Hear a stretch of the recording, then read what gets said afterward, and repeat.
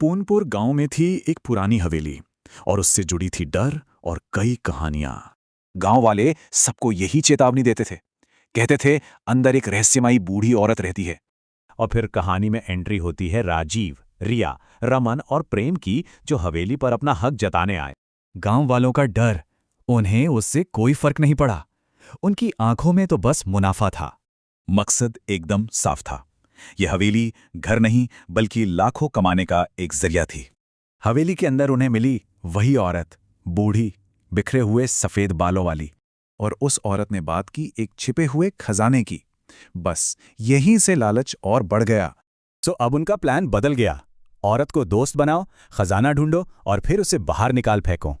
फिर क्या था, खजाने की खोज शुरू हो गई।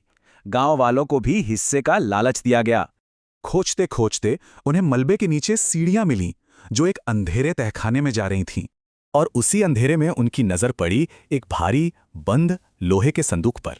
उसे देखते ही बूढ़ी औरत खुशी से चिल्लाई, मेरा खजाना, मुझे मेरा खजाना मिल गया। सबकी सांसें अटकी थी।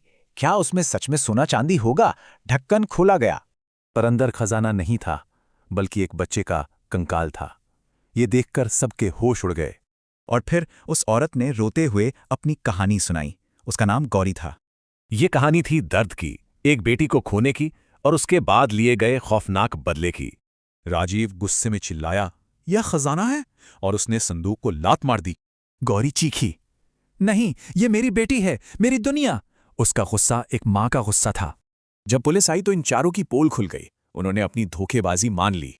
नतीजा, धोखाधड़ी और साजिश के जुर्म में चारों को गिरफ्तार कर लिया गया। अब गांव वाले सारे सच्चाई जान चुके थे। उन्होंने मिलकर उस बच्ची का अंतिम संस्कार किया। लेकिन कहानी यहां खत्म नहीं होती। गांव वालों ने उस हवेली को एक नई पहचान देने का फैसला किया। अब वो हवेली एक स्कूल है, गौरी कन्या विद्यालय, गौरी की बेटी की याद में।